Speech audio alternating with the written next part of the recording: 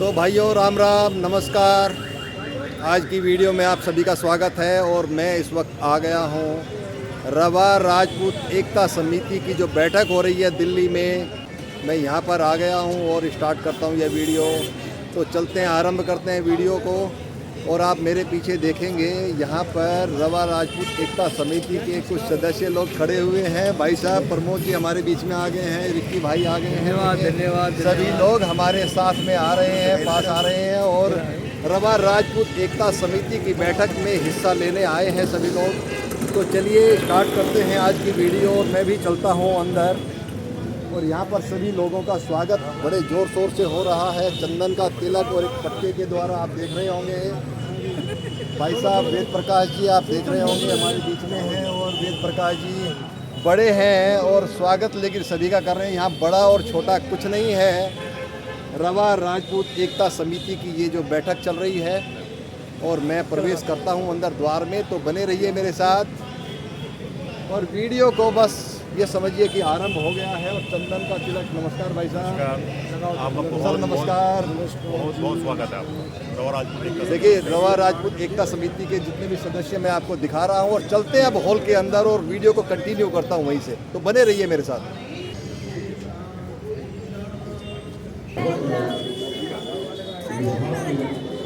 यहाँ पर नाश्ते का और लंच का प्रोग्राम है यहाँ पर। और हॉल के अंदर चलते हैं। राजपूतों का नाम केवल उसमें आता है कि उनको शराब पीते थे करते थे, लेकिन याद करो कभी राजपूत ने मांस दिखाया, कभी शराब नहीं पी। और भी अभी बैठे हैं हमारे वक्ता जो बोलेंगे। देखिए समाज में शिक्षा तो बहुत चल रही है, अच्छे प्रोग्रेस है, बच्चे प्रगति पे हैं। बड़ा अच्छा लगता है कि आज हमारे बच्चे बहुत आगे बढ़ रहे हैं।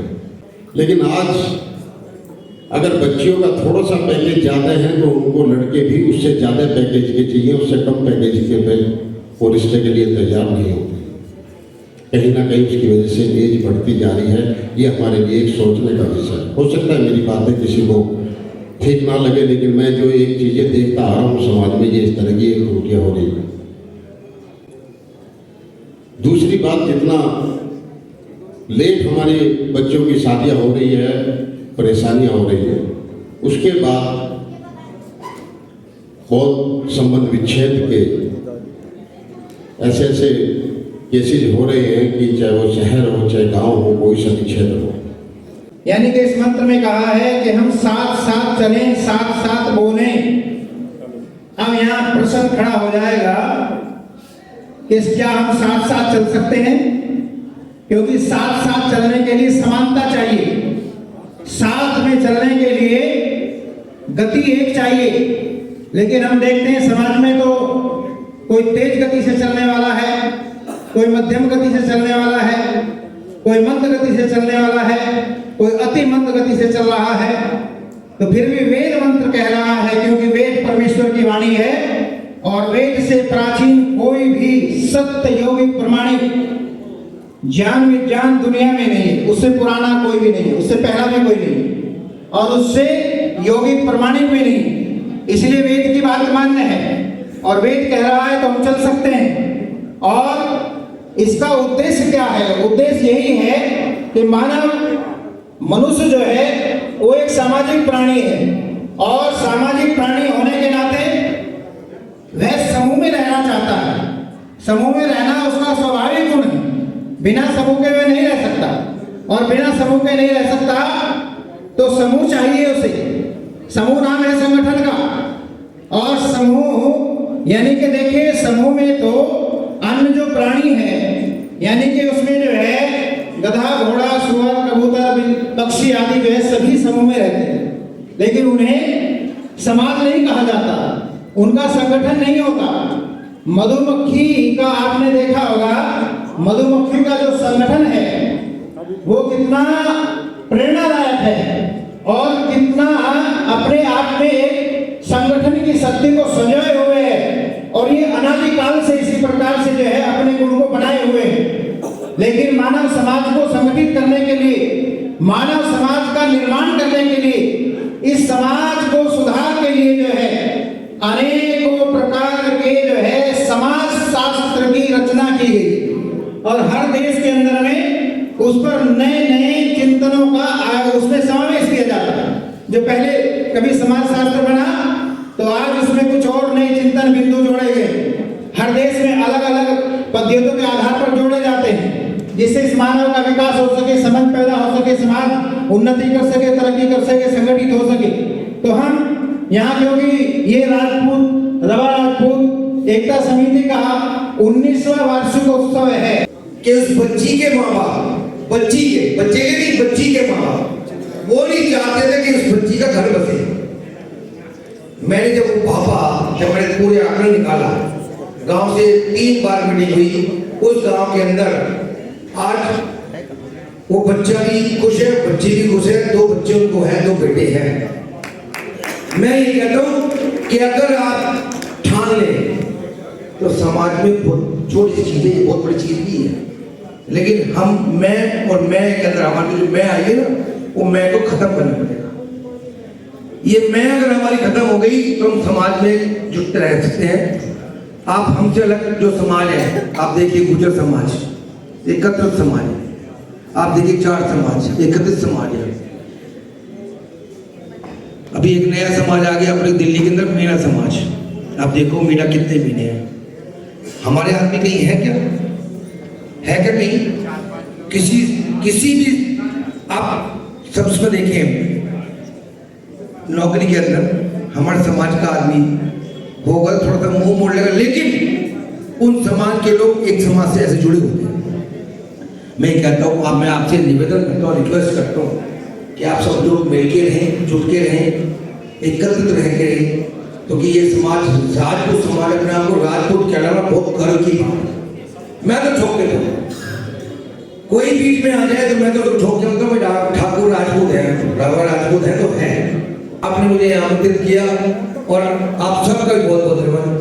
भारत माता की रवा राजपूत एकता, रवा राजपूत एकता। आवाज नहीं आ रही, रवा राजपूत एकता, आवाज इतनी आनी चाहिए कि दूर तक दर्ज आए। रवा राजपूत एकता। धन्यवाद। सुधीर राजपूत जी जो फतेहपुर के प्रधान हैं, वो भी कृपया मंच पे आ रहे हैं।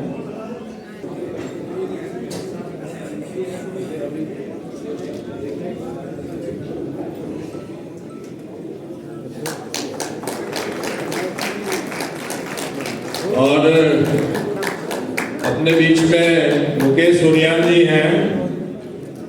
जब बिल्कुल व्यस्त समय इनके पास होता था, तब भी उन्होंने हमारी छोटी सी अपील पर हमें समय दिया और इनके स्वागत के लिए भी एक बड़ी टीम हमारे बीच में आई हुई है।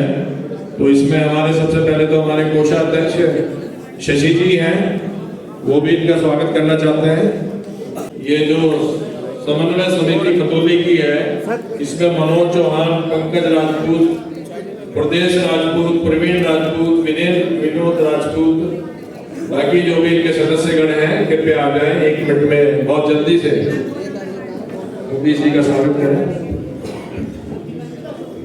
समन्वय समिति स्वागत करने के लिए आई है। ये रवा राजपूत एकता समिति इन सबका भी स्वागत करती है, तो पटके द्वारा इनका भी स्वागत है। इसमें जो भी है मनोज चौहान जी, पंकज राजपूत जी, प्रदेश राजपूत जी, उन सबका हम भी हार्दिक अभिनंदन करते हैं। आप इतने जोश और खरोश से हमारे कार्यक्रम में आए, आपका धन्यवाद।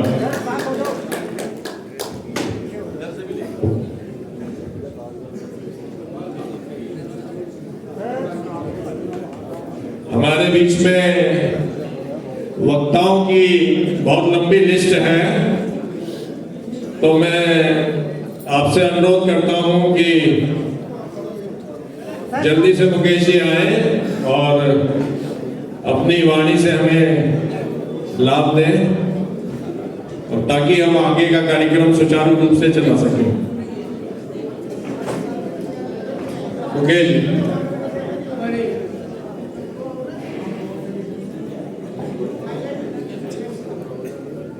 बोलो भारत माता की। क्या बात है, 16% आबादी है तुम्हारी पूरे देश में, और जय घोष। बोलो भारत माता की, भारत माता की। रवा राजपूत एकता समिति के इस कार्यक्रम में मेरा परम सौभाग्य है कि सूर्यवंशी जी ने अभी मेरा छोटा सा परिचय दिया। उसमें एक परिचय और भी है साथियों। मैं इस संस्था का आजीवन सदस्य भी हूँ। जब 19-20 साल पहले संस्था का उदय हुआ था तो मैं भी एक मात्र संस्था के प्राणी के नाते संस्था से जुड़ने का मेरा सौभाग्य प्राप्त हुआ था। और मैं श्रेणी हूँ आप सबका, इस संस्था का भी।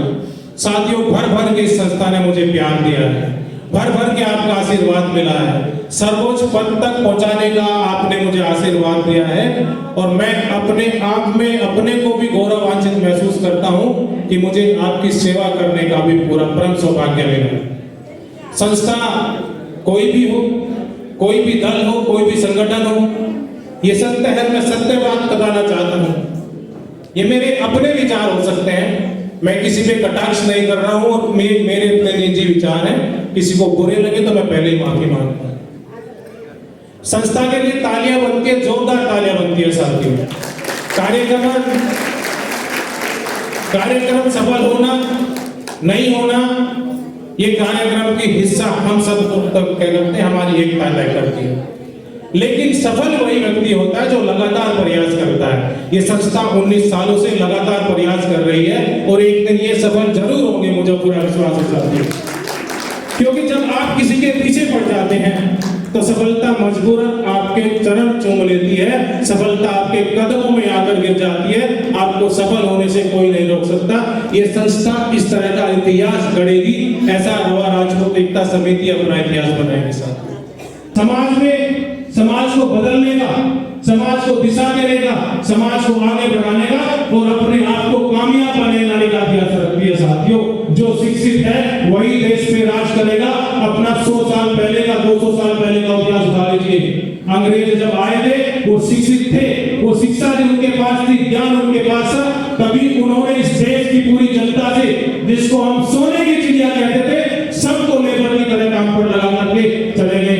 उन्होंने कभी कल्पना नहीं की थी कि हम इस देश से जाएंगे। लेकिन जब आप जागरूक हुए और आप शिक्षित हुए तो उनको भी भागना पड़ा, अंग्रेजों को भी आपकी शिक्षा के आगे। ये शिक्षा का महत्व है साथियों। आइए विधायक जी, स्वागत है आपका। आप समय से हैं, मैं ही जल्दी में हूं। आइए हमारे भाई पवन तंवर जी भी आए, एक बार स्वागत कर दीजिए। करण सिंह जी के बेटे हैं, उन्होंने सहयोग दिया। आज वो ही यहाँ पर किसी न किसी रूप में उपस्थित है, तो इनकी गरिमा में उपस्थिति हम सभी का उत्साह बढ़ाती है। प्रद्युमन जी भी जब से ये समिति शुरू हुई है तब से जब भी हमने इनको किसी चीज के लिए बोला है, कहा है, सदा हमारे साथ रहे। सतपाल राणा जी हमारे बीच में है, जोरदार तालियां साथियों।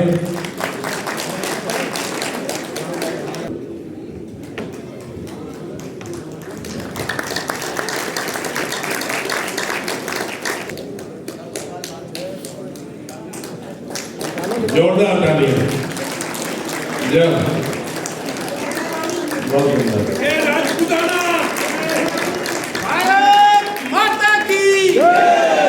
प्रद्युमन जी हमारे बीच में आए हैं। हम चाहते हैं कि ज्यादा समय न लेकर उनका भी हम पहले स्वागत करें। विधायक प्रद्युमन राजपूत जी का स्वागत करेंगे। बहुत लंबा सफर हम लोगों ने साथ साथ जिया है और इनके पिताश्री जी के साथ भी काम करने का मौका मिला। अभी खत्म। गुलजारी जी से मैं अनुरोध करूंगा कि आप देख रहे हैं जिस तरह से वक्ताओं की लंबी लिस्ट है, तो मेरे कहने से पहले ही थोड़ा संक्षेप में आप अपने विचार रखें। धन्यवाद। परम श्रद्धे आज की सभा के अध्यक्ष जी, मुख्य अतिथि महोदय, सम्मानित मंच और सामने बैठे विराजी बंधु, आप सबको आर्याव्रत रवा राजपूत एकता सेवा समिति जनपद मुजफ्फरनगर की ओर से हार्दिक नमन, अभिनंदन, वंदन। सम्मानित बंधुओं, मैं संक्षेप में अपनी बात कहूंगा। पहले हमने पढ़ा है कि रवा राजपूत के सरदार जो थे लड़ने वाले मुगलों के खिलाफ लड़ने वाली कौम थी, परंतु आज हम क्या देख रहे हैं, हमारे समाज का कोई भी ऐसा संगठन नहीं है जो सार्वभौमिक हो, एक डंडा हो, एक झंडा हो। इसलिए मेरा निवेदन है, हमारे समाज में समितियां बहुत हो गई हैं, कोई भी समिति में सामंजस्य नहीं है। ये मैं धरातल की बात कह रहा हूँ, सच्चाई कह रहा हूँ, बुरी लगेगी।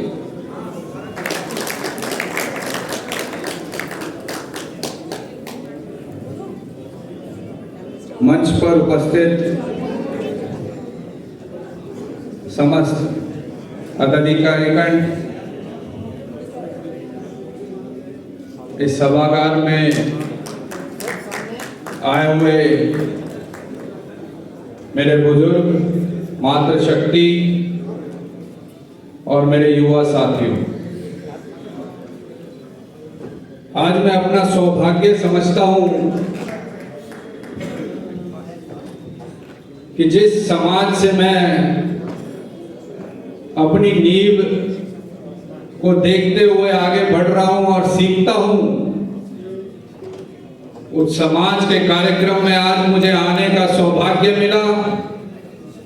जब युवा नशा की ओर चल पड़ते हैं तो वह ऐसा गंभीर विषय है जहां पर पीढ़ियों की मेहनत और बुजुर्गों का सैक्रिफाइस, पूरा परिवार खत्म हो रहा है। मैंने युवाओं की आजकल ऐसी दुर्दशा देखी है जो नशे में पड़ जाते हैं और नशे की ओर अपने आप को ले चलते हैं।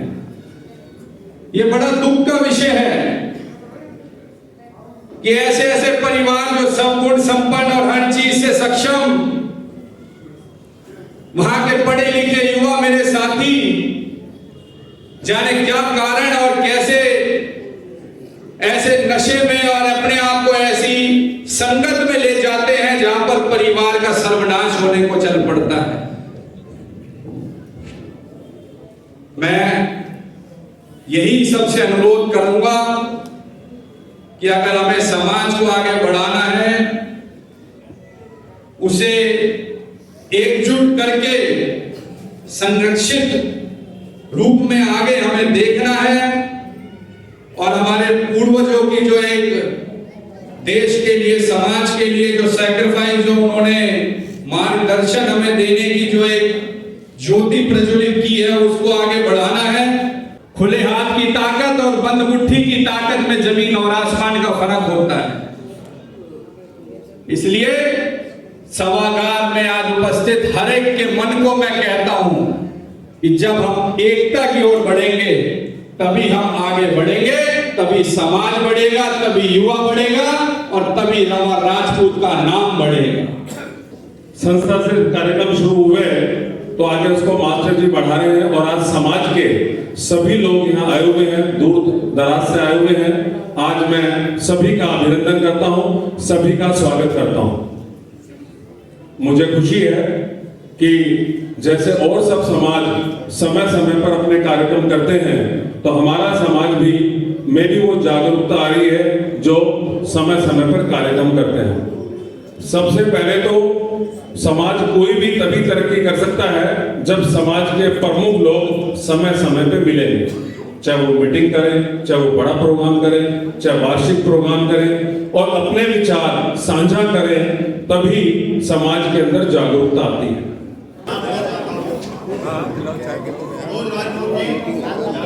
भव्य प्रोग्राम किया गया जिसमें पूरे देश के रवा राजपूत सभी व्यक्ति पहुंचे हैं और उनके बीच में पहुंचे द्वारका विधानसभा के विधायक प्रद्युमन राजपूत जी, उन्होंने अपने विचार बताए। आइए हमारे बीच में आप देखें प्रद्युमन राजपूती, आप मेरे चैनल से आप देख रहे हैं, मैं दो शब्द लूँगा उनके।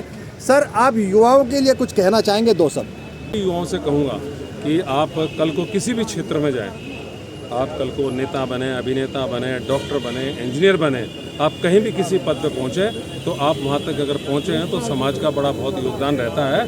तो समाज का कोई भी व्यक्ति उस समय जब आप सीट पर बैठे हों और उसे पता लगे हमारे समाज का व्यक्ति आया है, उसको हर तरह से पहल करें, उसे सहयोग करें और जो भी मदद कर सकते हैं उसको मदद करें। जो साधन संपन्न लोग समाज के हैं और जिनको सहयोग की जरूरत है उनको मदद करेंगे, सब मिलजुल करके इकट्ठे होंगे जैसे और समाज के लोग करते हैं, तो हमारे समाज के लोग भी आगे बढ़ेंगे, उनसे मैं उम्मीद करता हूँ। हमारे बीच में है प्रमोद कटारिया जी, जीवन पार्क दिल्ली से।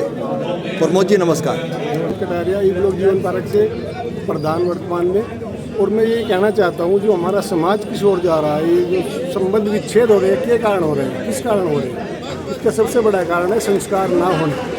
बच्चों का शिक्षित तो हैं पर सामाजिक ज्ञान नहीं है। सामाजिक ज्ञान ना होने का कारण हम बच्चों को सामाजिक संस्था में नहीं ले जाते, ना उनको समझाते और उनका फेवर करते हैं, नहीं तू ऐसा करके आ जा, मैं हूँ तेरे साथ। ये क्या संबंध हुआ? वो संस्कार खत्म हो गए। पहली पीढ़ी कैसे थी, ना कोई देखने जाता था, ना कोई समझने जाता था, और वे रिश्ते पीढ़ी दर पीढ़ी चलते थे, 3-3 पीढ़ी तक चलते थे। आज 2 महीने शादी नहीं होते, तीसरे महीने लेटर आ जाए, चलो जी कोर्ट। ये कहाँ से बढ़ावा मिल रहा है? माँ बाप के कारण बढ़ावा मिल रहा है। तो आपका कहने का तात्पर्य ये है कि पहले संस्कार अच्छे हुआ करते थे, बच्चे अपने माँ बाप के साथ बैठकर बातें सुनते थे, और आज ऐसा नहीं है, संस्कार भी नहीं है और ना ही बच्चे अपने माँ बाप के साथ बैठकर संस्कार लेते हैं। आजकल तो बच्चे बैठते ही नहीं है, मोबाइल में बिजी रहते हैं। मोबाइल का संस्कार है क्या? तो उंगलियों पे चाहिए उन्हें, एक पेटीएम उंगलियों पे चाहिए, पैसे जेब में उनके हैं, वे समझते नहीं किसी को, दूसरे को, ना बाप की समझते, ना माँ की समझते, ना समाज की समझते।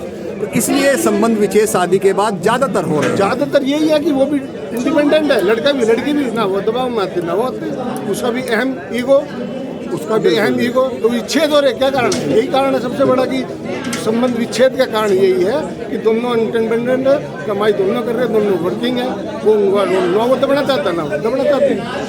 बहुत अच्छी बात आपने कही, थैंक यू सर। जब राजपूत पुरुष अपनी महिलाओं की रक्षा नहीं कर पाते थे तो मजबूरन महिलाओं की अपनी रक्षा करने के लिए उनको जौहर करना पड़ता था। सभी राजपूत पुरुष डरे सहमे से एक किले के कोने में दुबके रहते थे। उसके बाद क्या होता था? आपको क्या लगता है कि मुगल दरवाजा तोड़कर अंदर आ जाते थे? नहीं। जब वो रात ठंडी हो जाती थी, सभी राजपूत पुरुष निर्वस्त्र होकर उस भस्म को अपने बदन पर लपेटकर, लंगोट बांधकर, हथियार उठाकर शहीद होने के लिए किले का दरवाजा खोल देते थे। तो क्या महिला इंपॉर्टेंट नहीं है? तो आज महिलाओं का नाम इस कार्ड में क्यों नहीं? क्यों सारे पुरुष बिना महिला के बैठे? अगर आज लड़की 1.5 लाख रुपए कमा रही है, आज भी हम 1.5 लाख रुपए कमाने वाली महिला से पूरी हमारा ये रहता है कि वो सुबह आलू के पराठे बना के हमारे लिए जाए। क्या ये संभव है? हमारे बेटे तैयार नहीं हुए उन लड़कियों को झेलने के लिए। मेरी बात कड़वी जरूर है, लेकिन कहीं ना कहीं सच्ची। नहीं झेली जा रही हैं वो लड़कियां। कैसे झेली जाएंगी आप मुझे बताइए? वो लड़की झाड़ू पोछा नहीं करती, वो लड़की घर का काम नहीं करती, वो लड़की घर का कोई भी कचरा वचरा नहीं उठाती, झाड़ू पोछा कपड़ा बर्तन कुछ नहीं करती वो लड़की। बहुत बहुत धन्यवाद सीमा जी। नमस्कार। वास्तव में आपने ठीक लगा आपको? इनके विचार से सहमत हैं आप? तोड़ करके काफी सहमत हैं। उससे आगे की बात कही और बहुत ही चिंतनीय विषय है। कभी कुछ कंप्रोमाइज तो है, लोग शादी हम चाहेंगे दोबारा से कंप्रोमाइज नहीं करेगा वो सब। क्योंकि विषय तो कौन नहीं करते कंप्रोमाइज? कौन नहीं करते? दोनों नहीं करते। ये उसकी शुरुआत है और जितनी टीम के साथ में, क्योंकि थोड़े समय के बाद मैं माइक उनको दे दूंगा। हमारी सीमा स्वास्थ्य जी बोल रही थी नारी के ऊपर बहुत। मैं एक नारी सम्मेलन में चला गया महिला मोर्चे के, जब महिलाओं को 33% आरक्षण की आवश्यकता हो रही थी, उन्होंने बड़ी सभा की। मैंने महिलाओं से कहा आप तो अपना डिमोशन चाहती है, एक पुरुष आपको अर्धांगिनी मानता है, 50% मानता है, आप 33% मांग रहे। तो क्या करें महिलाओं में जब खुद घट रही है। 50% अर्धांगिनी मांगता है पुरुष और ये 33% बटन अटक गई। इसमें गलती किसकी? मांगना था तो कुछ ज्यादा मांगते, आधा मांगते, क्योंकि इतिहास भी इनको आधी आबादी लिखता है कि नहीं लिखता है? आधी आबादी लिखता है इनको। और ये 33% पुरुषों का कोई दोष नहीं है। दोष तो इनका शोनका है कि इनकी मानसिकता थोड़ी कम है। और आपको बताएं, जो घर में लड़कियां विवाह होकर आती हैं, वो इतना प्यार क्यों नहीं बनाती कि खाना आपस में बनाते? इतना विद्रोह क्यों पैदा करती हैं कि छोड़ने की नौबत आ जाए? क्यों करती है ऐसा? उसके अंदर संस्कार की कमी होती है। और दुनिया में हमारे यहाँ छूट छूटा महिलाओं के कारण अधिक हो रही है आज भी। ये भी मैं मानता हूँ। पुरुष कभी भी किसी से दहेज नहीं मांगता। दहेज की बात करेगी तो घर में महिला करेगी। पुरुष कभी अपने पुत्र वधू को प्रताड़ित करेंगे तो महिला करेगी, सास करेगी। वो सास भी महिला ही होती है। वो ये भूल जाती है तू बहू बन कर आई थी। पुरुषों को तो वैसे बदनाम हो रहा है, काम तो सारी महिलाएं करती है। छूटने में, छुटाने में, दहेज मांगने में। और पहले पति को बोल देती है कि 50 लाख से कम समझौता नहीं करना है। ये कौन कर रहा है? गलतियां पुरुषों की नहीं होती, गलतियां तो महिलाओं की भी होती।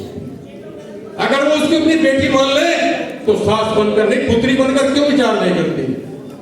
ससुर कितना इंटरफेयर करता है घर में, बताइए? सारी सास करती है इंटरफेयर, ससुर कोई इंटरफेयर नहीं करता। बताइए कितने ससुर हैं जो अपने पुत्र को कुछ कह देते हैं? क्योंकि सास कहती है उठते ही, तेरे से तो ये नहीं आता, तेरे से ये नहीं आता, तेरे बाप ने क्या दिया, ये सब सास करते हैं, ससुर कोई नहीं कर सकता। लिहाजा अपने आप को सुधारे महिलाएं, पुरुषों का दोष देना बंद कर।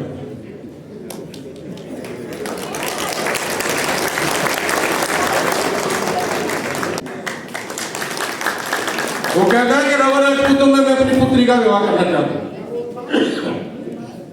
लेकिन मैं कहता हूं पहले शामिल बन तो जाओ, ठाकुर लिखना शुरू कर दो। आपने चौधरी लिखकर आपको डिमोशन कर दिया। चौधरी तो हमारे यहाँ दूसरी कौम लिखती है, वे लोग सोचते हैं राजपूत है ही नहीं। तो राजपूत हो तो ठाकुर लिखना शुरू करो। आपकी एक पहचान बनेगी, आपका सम्मान से ऊंचा हो जाएगा। दूसरी कौम भी आपको समझेगी कि राजपूत आगे, हमारे रक्षक आगे। और मैं कहता हूं जिस घर का मर्द मुखिया होता है वहां ना पुत्री छुपती है और ना पुत्र वधू छुपती है। छुपती है उसकी जो अपनी महिला को, अपनी पत्नी को सारा अधिकार दे देता है। जो पत्नी को अर्धांगिनी मानता है उस घर में कभी कोई भी करके नहीं आती, और जो सर्वांगिनी मान लेता है वो अधिकार आ जाता है। सर्वांगिनी नहीं मानना, अर्धांगिनी मानना है। बस मैं तो कहूंगा कि जो मैंने बोला, अगर कोई गलती हो तो क्षमा चाहूंगा। आपका बहुत बहुत धन्यवाद। जय हिंद, जय धन्यवाद राजेश जी। अभी सीमा जी ने कुछ बोला, राजेश जी ने भी कुछ बोला, तो मुझे एक हास्य का चुटकुला याद आ गया। एक जज साहब थे, मोगा जी शायद चले गए। उनसे क्या हुआ कि एक पक्ष आकर के जज साहब से मिला और उन्होंने कहा भाई बात ऐसे है, ऐसे है, ऐसे है। जज साहब सीधे थे, कहा तुम्हारी बात ठीक है। उसके बाद दूसरा पक्ष आके मिला, उसने उसके बिल्कुल विपरीत बोला, ऐसे है, ऐसे है, ऐसे है। जज साहब बोले ठीक है। उसके बाद उनकी धर्मपत्नी साथ में बैठी थी, वो बोली दोनों की बात ठीक कैसे हो सकती है? जज साहब बोले तुम्हारी बात भी ठीक है। तो मेरा कहना केवल इतना ही है, हम किसी वाद विवाद को यहाँ पर न्योता नहीं दे रहे। कहीं ना कहीं दोनों में खूबी भी होगी, दोनों में कहीं ना कहीं कमी भी होगी। तो इसका मतलब केवल यह है समन्वय बनाए और अच्छे से बनाए और गहराई से बनाए। धन्यवाद। मैं आगे के कार्यक्रम के लिए अरविंद जी को आमंत्रित करता हूँ।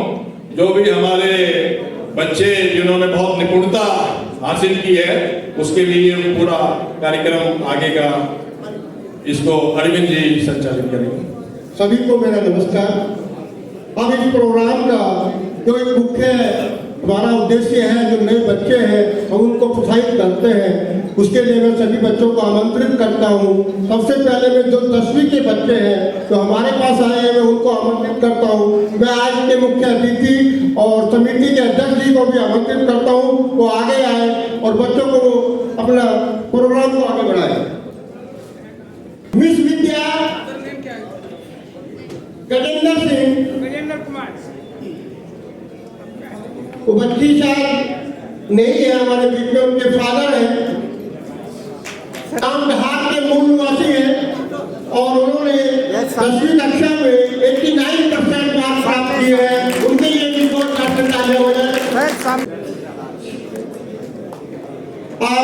दिवांशी सिंह, प्रेम सिंह, ग्राम टटीरी,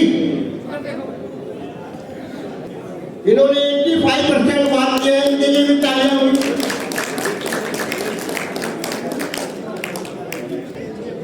लतीका मूल निवासी सटेरी, इन्होंने 10वीं में 93% मार्क्स लिए हैं। चाहत राजपूत, बेबी ग्रेजुएट, सॉरी, ये बागपत से आए हैं। इन्होंने 91% मार्क्स प्राप्त किए हैं 10वीं क्लास में।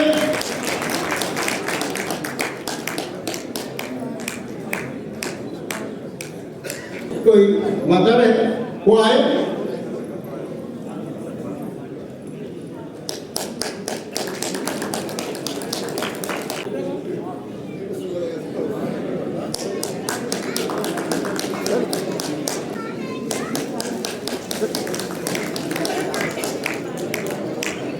अर्णव कुमार, इसके बाद केलेसिया चौहान, इन्होंने 10वीं में 94% मार्क्स प्राप्त किए हैं। इनके साथ जोरदार ताली होनी चाहिए।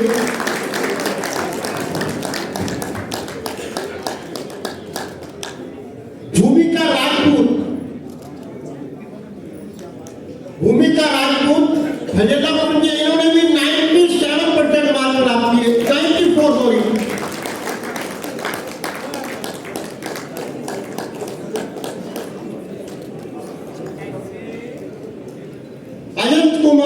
अमित कुमार, ये खतौली से है, इन्होंने 97% मार्क्स किए, 97।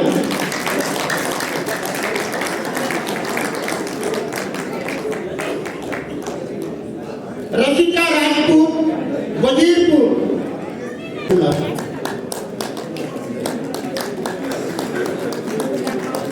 रिधिमा रविदा कंवर, विनय कुमार के फादर है, लड़ाने से 91% मार्क्स प्राप्त। 10वीं के बच्चे के लिए। और मुझे जैसे कि यहाँ पर महिलाओं की बात हो रही थी, तो इस बार भी बच्चे सबसे आगे रही है। कार्तिक फादर संजय कुमार 85% मार्क्स है, उनके लिए भी जोरदार तालियां बजते हैं, मोटिवेट करते हैं बच्चों को। कुछ बच्चे दूसरे स्पोर्ट्स में भी बहुत अच्छा आगे निकले हैं। टटीरी के हैं बास्केटबॉल में, इन्होंने गोल्ड मेडलिस्ट किया है। तालियां जोरदार तालियां। दूसरा बच्चा आदित्य चौहान, ये गठीरा के हैं, इन्होंने इंग्लिश ओलंपियाड में 96% मार्क्स लिए हैं, उनको भी आमंत्रित करते हैं। जोरदार तालियां बच्चे के लिए, जोरदार। एक बच्चा रुद्र प्रताप सिंह,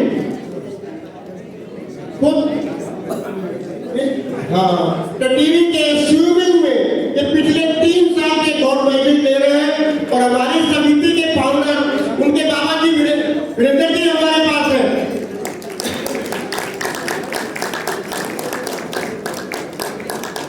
जोरदार ताली बच्चे के लिए, स्विमिंग में बड़ा अच्छा काम कर रहा है। उन्होंने नेशनल अवार्ड और साउथ एशिया अवार्ड, जो साउथ एशिया के 7 देश हैं उसमें भी अवार्ड लिए हैं। वेट लिफ्टिंग में उन बच्चे को सुजाशो आर्या, तालियों के साथ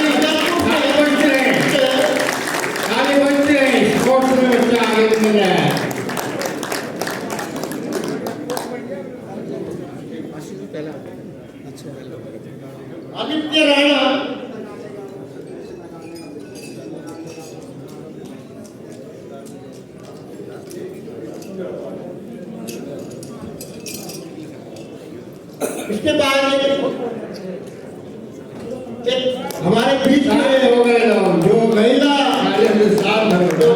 टीचर है कल्पना चौधरी, उन्होंने दिल्ली गवर्नमेंट से राष्ट्रीय अवार्ड प्राप्त किया है। मैं उनको भी अनुरोध करता हूँ वो भी आए। कल्पना चौधरी,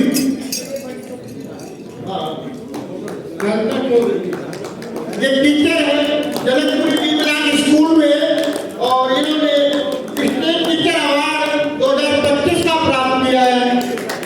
सभी बच्चों के लिए मेरी तरफ से शुभकामनाएं, भविष्य में इसी तरह से आगे उन्नति करें और अगली बार भी हमारे प्रोग्राम में भी आए। मैं आगे के कार्यक्रम के लिए दुर्गा जी को आमंत्रित करता हूँ। सामने देखना।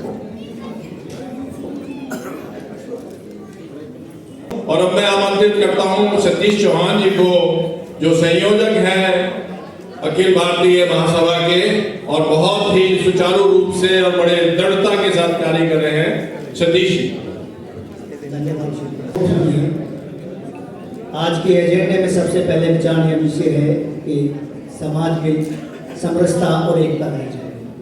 अभी कई लोगों ने कहा कि समाज में ऐसा प्रयास नहीं हुआ कि सभी संगठनों को एक मंच पर लाया जाए। अभी मास्टर राजेंद्र जी ने मुझे बताया 2010 और 2016 में एकता समिति ने, जिसका ये आज आयोजन है, ये ऐसा प्रयास किया। 2023 में जिसमें मैं भी शामिल था, मुझे भी बुलाया गया।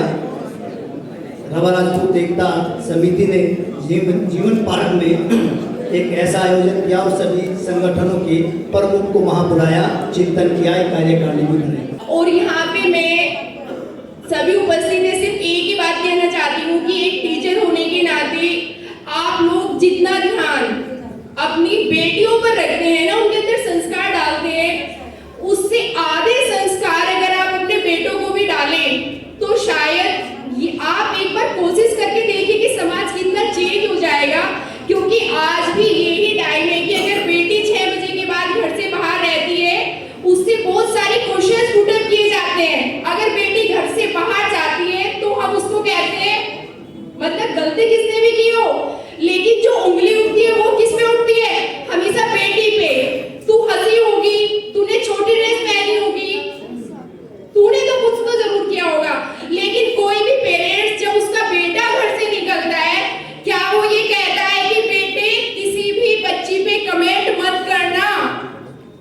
आज भी बेटी अगर एक दिन के लिए घर की दहलीज पार कर दे तो उसका अलाउड नहीं होता। अगर बेटा 1 साल के बाद भी दहलीज पार करके घर पे आता है तो उसको रख लेते हैं। सभा के अध्यक्ष माननीय राजेंद्र सिंह जी, रवा राजपूत एकता समिति दिल्ली के संरक्षक आदरणीय शिवपाल सिंह जी, मंच पर आसीन महानुभाव, रवा राजपूत समाज के गणमान्य नेतागण, सभा में उपस्थित सभी महानुभाव, साथियों, आदरणीय महिलाएं और भावी पीढ़ी बच्चों, मैं रवा राजपूत एकता समिति का बहुत बहुत आभार व्यक्त करता हूं कि उन्होंने मुझे मुख्य अतिथि बनाकर सम्मान दिया और अपने विचार रखने का समय दिया। मैं आदर और सम्मान पाकर अभिभूत और गौरवान्वित महसूस कर रहा हूँ। रवा राजपूत एकता समिति दिल्ली 19 वर्षों से ये वार्षिकोत्सव का आयोजन और अपने कार्यकलापों से रवा राजपूत एकता समाज को संगठित करने और दिल्ली में एक विशिष्ट पहचान बनाने में महत्वपूर्ण योगदान दे रही है। समिति बिरादरी के आम और प्रबुद्ध जनमानस को इतनी बड़ी संख्या में एक मंच पर लाकर सम्मानित कर तथा भावी पीढ़ी बच्चों को उनकी प्रतिभा के अनुसार पारितोषिक के माध्यम से प्रेरित कर एक महान और महत्वपूर्ण कार्य कर रही है। स्वागत अध्यक्ष करेंगे।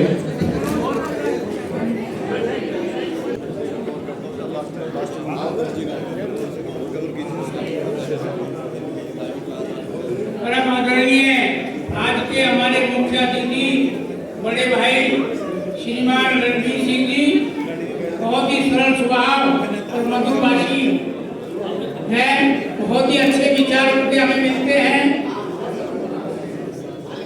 मंच पर पीठासीन सभी मेरे अतिथिगण जिन्होंने अपना कीमती समय देकर हमारे कार्यक्रम की शोभा बढ़ाई, मेरे सम्मुख बैठे मेरे समाज के गणमान्य व्यक्ति जिन लोगों ने मेरे समाज ने इस समिति के कार्यक्रम को सफल बनाने में योगदान दिया, मैं सभी का दिल की गहराइयों से आभार प्रकट करता हूँ। साथियों, जब अध्यक्ष से भाषण का समय आता है तो कुर्सियां खाली हो जाती है।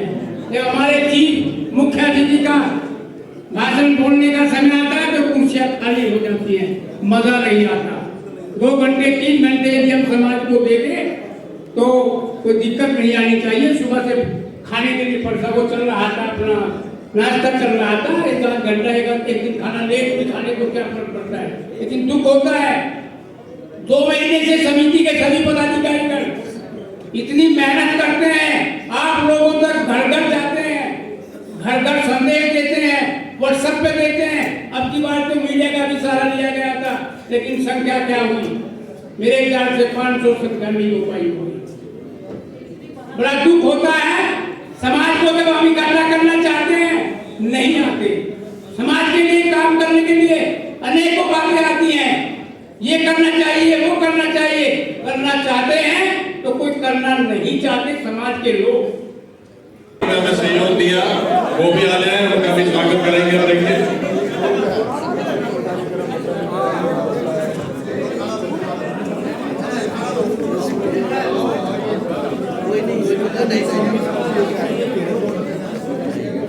एक मिनट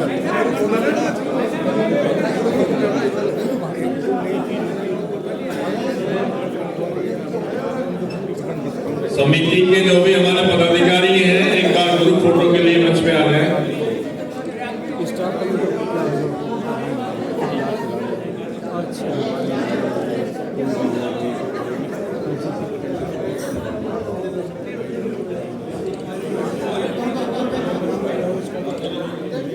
सर सामने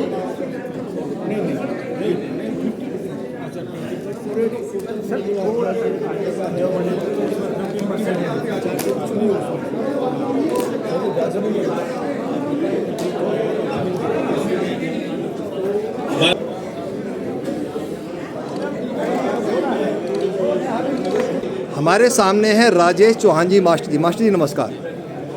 मास्टर जी, आज मंच से कुछ तीखी बातें हुई हैं। तीखी बात में क्या था, मैं आपको थोड़ा सा याद दिला दूं। मैं ये नहीं कहूँगा कि किसने क्या कहा, एक मैडम ने भी कहा और एक सर ने भी कहा, वो आप भी हो सकते हैं या वो मैडम भी हो सकती है, सीमा जी जो भी हैं, मैं नाम नहीं ले रहा। उसमें क्या था कि हम अपनी बेटी को पुत्री बनाकर लाते हैं लेकिन उसको वधू बना देते हैं। एक मैडम ने ये कहा कि अगर रोटी लड़की बना सकती है तो रोटी लड़का क्यों नहीं बना सकता, ये समानता होनी चाहिए। और एक सर ने फिर ये कहा, चाहे आपने कहा, कि जिस घर में पुरुष की जो चौधराहट होती है या कुछ भी समझिए, वो चौधराहट अगर लेडी को मिल जाए तो समझो घर में क्या होता। फिर वो कहा, तो मैं सिर्फ आपसे सवाल ये नहीं है किसने क्या कहा, सिर्फ मेरा सवाल ये है कि यहाँ पर जो तीखी, अब इसको कहेंगे तलखी, जो तलखी इस मंच पर हुई है, सब अपनी अपनी जगह। कुछ लोग ये कह रहे थे यहाँ पर बीच में बैठे, मैं आपको बता रहा हूँ, सुन लीजिए एक बार, वो ये कह रहे थे कि ऐसी तलखी मंच पर शायद नहीं होनी चाहिए, इससे मैसेज पता नहीं अच्छा जा रहा है बुरा जा रहा है। तो आप अपना एक बार विचार देंगे, क्या ये मैसेज अच्छा है या ठीक नहीं है? देखिए जी, पुरुषों की अवहेलना जी पुरुष समाज में की जाए तो वो गलत, निरर्थक। जी देखिए, वो समानता की बात करते हैं। आप ये देखिए, इतिहास देखिए, लक्ष्मी के पति विष्णु थे। जी। अगर वो पति को ना मान, लक्ष्मी के पति जो थे विष्णु थे जी, अगर वो उनको कमजोर समझते जी, तो उनकी पत्नी क्यों रहती? वो तो स्वयं लक्ष्मी थी जी। सीता जी राम जी की पत्नी थी, श्री राम जी की। जी, वो चाहती तो छोड़ चली जाती वनवास में भी जी, क्योंकि ये देश राम का, सीता का है जी। ये सुपनखा का देश नहीं हो सकता। सुपनखा कितना भी श्रृंगार कर ले लेकिन इतिहास में कभी नहीं आएगी। सीता ही देश है, सीता सावित्री का देश है, और सीता बनकर जो रहेगी रामराज तभी आएगा, सुपनखा बनकर रहेगी तो। ये रामराज की हम कल्पना करते हैं, उसमें जो अधिकार हैं वो बराबर के हैं और सीता और राम बराबर के रहे हैं। सीता के लिए राम ने कहाँ कहाँ धक्के नहीं किए, लेकिन वो पत्नी बनकर रही इसलिए तो उसने कहा नहीं तुम 1.5 लाख कमाती हो तो मैं कैसे रहूँगी।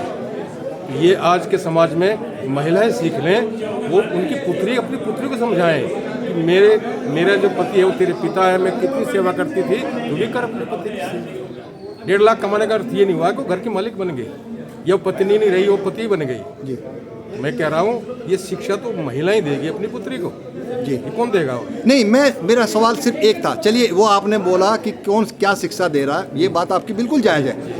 सवाल फिर मेरा आखिर में वही है, ये जो हम मंच है रवा राजपूत एकता का, यहाँ से ये मैसेज और ये तलखी इस मंच पर कितनी जायज़ और कितनी नाजायज़ है? मैं ये सिर्फ आपसे सीधा सवाल। तलखी नहीं थी, नहीं कुछ नहीं, तलखी मैं नहीं कह रहा हूँ। कुछ लोगों ने बैठे हुए कहा कि सीमा जी, मुझे नाम भी नहीं मालूम था कि सीमा जी ने जो कहा, फिर उसके बाद सर ने जो कहा, दोनों के बीच एक तलखी थी। उन्होंने कहा कुछ रोटी वो भी बना सकता है लड़का, या आपने जो भी कहा कि चौधराहट वाली बात, जो जहाँ घर वाली को या लेडीज़ को चौधराहट मिल गई तो वो घर, आप समझ रहे हैं? तो ये तलखी जो भी, मैं कहता हूँ आप बयान यहाँ दें, अच्छी बात है, पर क्या इस मंच से इस तरह का मैसेज जाना? नहीं, हमने तो ये कहा कि आप अर्धांगिनी बनकर रहो, सर्वांगिनी क्यों बनती है? अर्धांगिनी बनी नहीं, बट मेरा फिर वही अर्थ होता है आदमी की स्वामिनी। ठीक है, बट इस मंच से क्या ये जो मैसेज जा रहा है, जो लोगों ने कुछ बाद में चर्चा की, देखो मैं चर्चा सुन रहा था तो ही आपसे सवाल कर रहा हूँ सर, पर आपको ये जवाब देना पड़ेगा।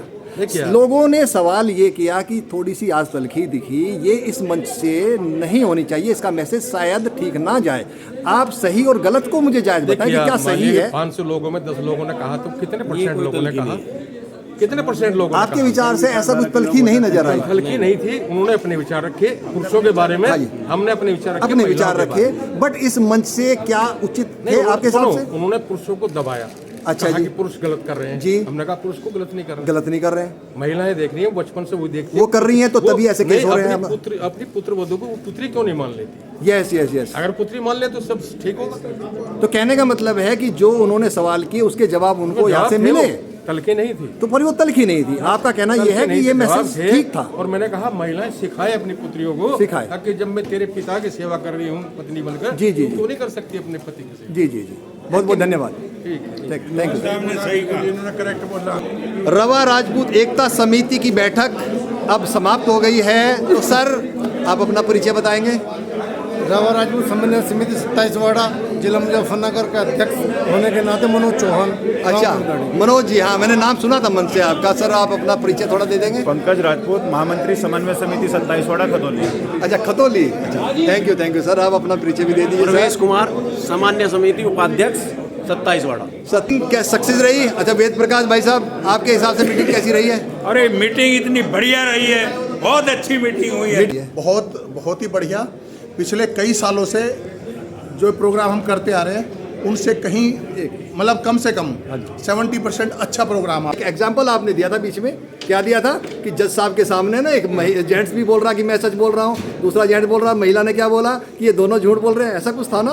क्या मजा आते देखो आपने जो एक तलखी बन गई थी उसको कूल डाउन करने का हाँ तलखी भी बनी उसको कूल डाउन करने का भी आपने पूरा प्रयास किया। यही है, और इसका अगर देखा जाए तो डीपली उसमें जाए जी, तो उसमें सब कुछ छुपा था। जी कभी भी कोई एक पक्ष गलत नहीं होता, कभी भी एक पक्ष कोई सही नहीं होता। बिल्कुल समन्वय के लिए ही हमने कार्यक्रम रखा था, समन्वय में ही एकता है। आपने समन्वय बनाया? नहीं, मैंने देखा, एकता में ही विजय है। जी बिल्कुल, बहुत बहुत धन्यवाद आप सभी का, नमस्कार। तरीके से इसको कवर किया। जी थैंक यू सर, बहुत बहुत धन्यवाद आपके चैनल को। थैंक यू, ऐसे ही आपका नाम यूट्यूब पे रोशन होता रहे। Thank you sir, thank you हमारी शुभकामनाएं आपके साथ हैं। Thank you sir, thank you. तो अपना कार्ड सर, कोई मैं आपसे भी बड़ा इम्प्रेस हूँ। जी हमारे बीच में है शशि भूषण जी, कोषाध्यक्ष रवा राजपूत एकता समिति। रवा राजपूत एकता समिति। ये विचार होना नहीं था, क्योंकि इससे क्या होता है कि समाज बंटना शुरू हो जाता है जी। घरों में क्या हो रहा है कि आजकल लड़का भी पढ़ रहा है, लड़की भी पढ़ रही है, ऐसा नहीं है कि उसमें समानता नहीं है। और आज देखना, अगर आप समाज में निकलते हो, किसी भी समाज में निकलते हो, तो आज लड़कियां बढ़ चढ़ के हिस्सा लेती हैं, काम भी करती हैं, घर का भी। मेरी खुद वाइफ टीचर है, और मेरे घर का जो माहौल है मैं सबको नहीं बता सकता, बट बहुत अच्छा है, काम भी होते हैं घर में। और जब एक दूसरे का, अब एक बात और भी उठी थी, मैं आपसे कहना चाहता हूँ, 1.5 लाख रुपए तनख्वाह कमाती लड़की कमाती है। अच्छा, तो रोटी क्यों बनाए? अगर आप यही सब कुछ देखते हैं करते हैं तो हम जब लड़का देखने जाते हैं तो हम ये क्यों देखते हैं कि वो 2 लाख रुपए कमाता हो। यस समझ रहे हैं आप मेरी बात को। जब हम लड़का देखने जाते हैं लड़की के लिए अपनी, तो हम कोशिश ये करते हैं कि 2 लाख कमाता हो, उसका घर हो, 500-700 गज का मकान भी हो और उसका वेल सेटल हो, अकेला लड़का हो। क्यों? और वीडियो को करता हूँ यहीं समाप्त। मैं भी कर लेता हूँ लंच। मिलते हैं अगली किसी वीडियो में, तब तक के लिए बाय बाय, नमस्कार, जय हिंद। आप सबने ये वीडियो देखी, मैंने तो सभा अटेंड करी है और ये वीडियो मैंने रिकॉर्ड की है। उस सभा में तमाम जितनी भी बातें हुई हैं, मैंने वो बातें सुनकर मेरे मन में कुछ विचार आए। मैंने भी सोचा कि मुझे कुछ कहना चाहिए, तो मैं अपने विचार रखना चाहता हूँ। सिर्फ 2 मिनट का समय आपसे लूँगा। और कई ऐसे लोगों ने ये वीडियो देखी होगी जो आप देख रहे होंगे, कुछ मुझसे बड़े होंगे, कुछ मेरी बराबर उम्र के होंगे, कुछ मुझसे छोटे होंगे और कुछ इतने छोटे होंगे, बच्चे होंगे जो 12वीं क्लास में या 17-18 साल की उम्र में पढ़ रहे होंगे, वो भी ये वीडियो देख रहे होंगे। सबसे मैं एक बात कहना चाहता हूँ, 2 मिनट के अंदर मैं अपना विचार रखना चाहता हूँ। और इस वीडियो को मैं ये चाहता हूँ कि ये वीडियो नहीं रहे, यूट्यूब की वीडियो ना हो के एक डॉक्यूमेंट्री बने।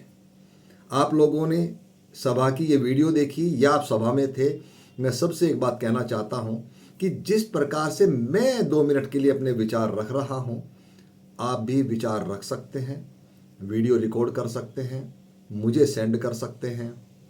मेरे व्हाट्सएप नंबर पर जो मैं दे रहा हूँ नीचे, मेरे विचार क्या हैं, और आप भी अपने विचार रिकॉर्ड करके मुझे भेज सकते हैं। इसी वीडियो के अंत में मैं एडिट करूंगा और एक नई वीडियो को दोबारा से यूट्यूब पर मैं पोस्ट कर दूंगा, क्योंकि समाज के अंदर विचारों से ही जितने युवा हैं वो प्रेरित होते हैं। इसलिए आपको विचार रखने चाहिए और मैं अपने 2 मिनट के अंदर विचार रखता हूं। तो मेरा विचार क्या है? देखिए, मैं सिर्फ ये बात कहना चाहता हूं कि आज इस समाज में हम जहां भी जाते हैं, जिसकी बेटियां हैं वो बेटियों के ही पक्ष में बात करता है, और जिसके बेटे हैं वो बेटों के ही पक्ष में बात करता है। जनरली मैं ये ब्लेम नहीं लगा रहा हूं कि सभी ऐसा करते हैं, लेकिन ज़्यादातर लोग ऐसा करते हैं। इसमें एक समस्या हो रही है। क्या समस्या हो रही है? जैसा कि लड़के वाला ये कहता है कि मेरे बेटे का पैकेज इतने लाख का है, सपोज करो महीने का 1.5-2 लाख की उसकी सैलरी है, तो वो बढ़ चढ़ के कहता है। लाखों बच्चे हैं जिनकी नौकरियां नहीं लगी हैं, और जिनकी नौकरी लगी भी है ना 30,000-40,000 रुपये महीना की लगी है। तो उन युवाओं पर क्या असर पड़ता है इस बात का, जिनके बीच में, जिस सभा के बीच में हम बैठकर ये कहते हैं कि मेरे बेटे का पैकेज 2 लाख रुपए महीना है, 1.5 लाख रुपए महीने की तनख्वाह उसकी है। ये कहने से बाकी उन बच्चों पर एक प्रभाव पड़ता है कि हम तो किसी काम के नहीं हैं, हमें तो 30,000 की भी नहीं मिल रही है। तो ऐसे में बाकी जो युवा सोचते हैं वो क्या सोचते हैं? एक डिप्रेशन में भी जाते हैं। लाखों बच्चे हैं, नौकरियां मिल नहीं रही हैं। तो मैं ये चाहता हूं कि इस बात को बढ़ावा ना दिया जाए कि पैकेज पैकेज पैकेज, गाड़ी गाड़ी गाड़ी, बंगला बंगला बंगला, कि जिनके पास गाड़ी, जिनके पास पैकेज, जिनके पास बंगला। अब इस बात को 90% लोग हमारे समाज में शादी से जोड़ देते हैं। आज का जो टारगेट बन गया है ना हमारे समाज का, या किसी का भी समझिए, जहां मैं चर्चा देखता हूं तो 90% एक टारगेट बन गया है कि बच्चे का पैकेज, गाड़ी होगी, बंगला होगा और उसके बाद ही शादी होगी। क्यों भाई? पैकेज, गाड़ी, बंगला, यही सब कुछ है। शादी करने के लिए क्या यही जायज है? यही पैमाना है कि तभी उसकी शादी होगी?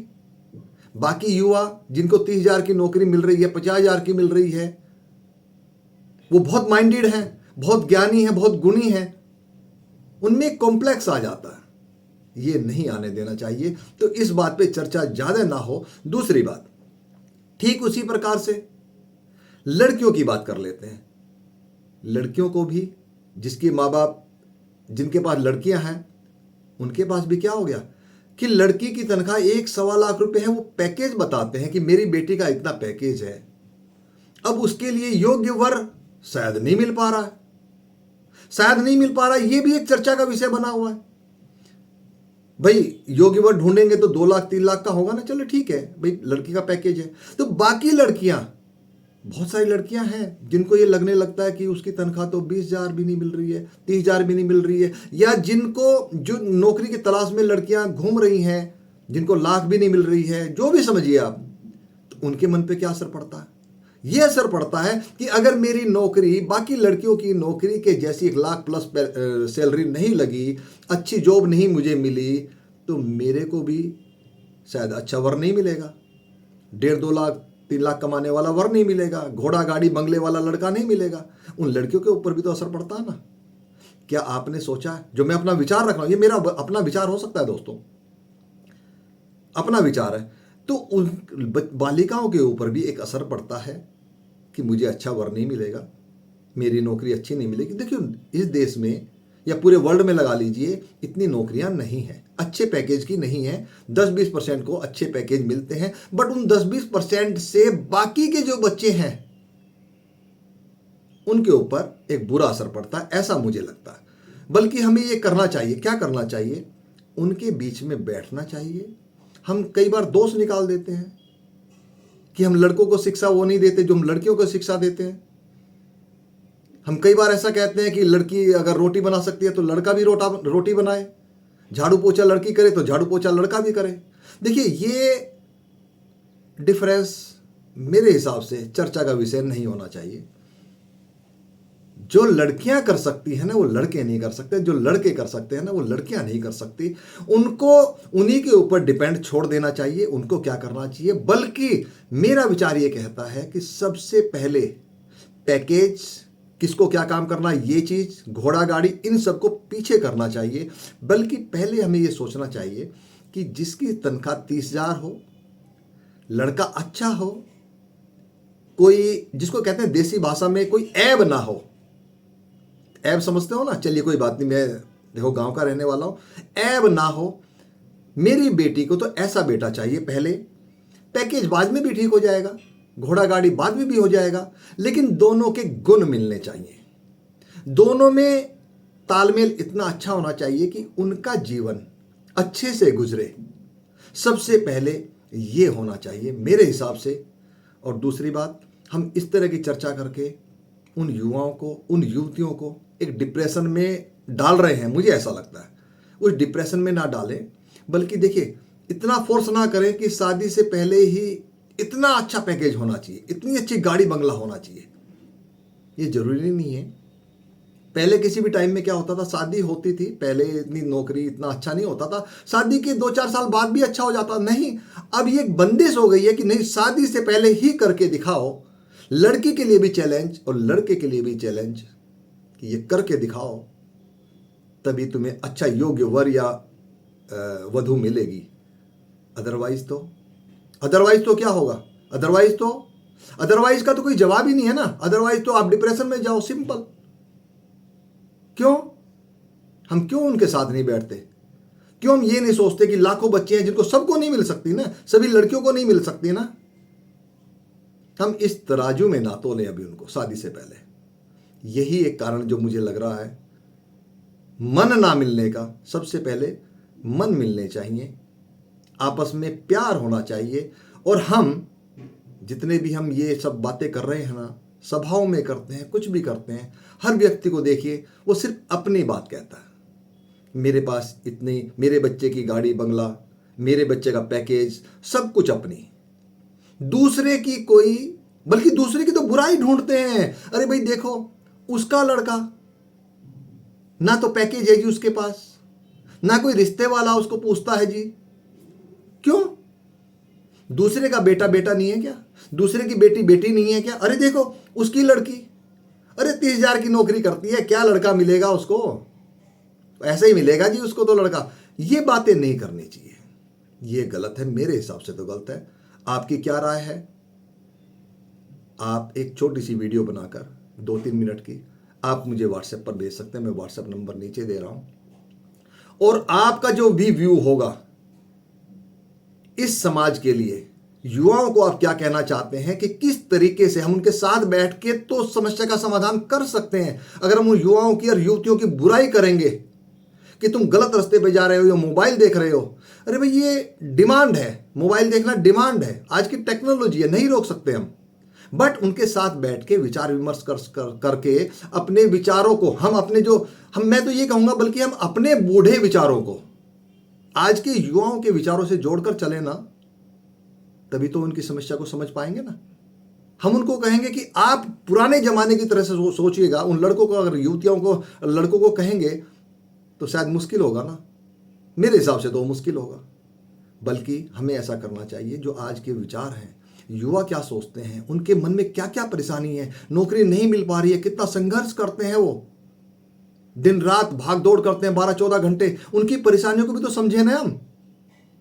युवाओं की और युवतियों की परेशानियों को समझकर अपने दिमाग को, मैं कहता हूं सिंपल, अपने बूढ़े दिमाग को युवाओं के दिमाग से समझकर उनके साथ बैठकर तो समस्या का हल निकल सकता है, न कि हम उनको पैकेज, गाड़ी, घोड़ा, बंगला ये कह कर डिमोरलाइज करने से इसका समाधान निकलेगा। शायद मुझे ऐसा लगता है। मेरे विचार ये मेरे व्यक्तिगत हैं, आपके क्या विचार हैं आप मुझे भेज सकते हैं। अगर कुछ लोगों के विचार आए तो मैं उन विचारों को एडिट करूंगा यहाँ पर, और ये एक डॉक्यूमेंट्री को दोबारा मैं डालूंगा इसी वीडियो के अंत में। जैसे मैंने अपनी ये डॉक्यूमेंट्री की वीडियो में डाल रहा हूँ इसके अंत में, ऐसे ही आपकी वीडियो भी मैं अंत में डालूंगा। चाहे आप युवा हैं, चाहे आप बुजुर्ग हैं, आपके बच्चे हैं, क्या हैं, आपके क्या विचार हैं, मुझे भेजिएगा। धन्यवाद, नमस्कार।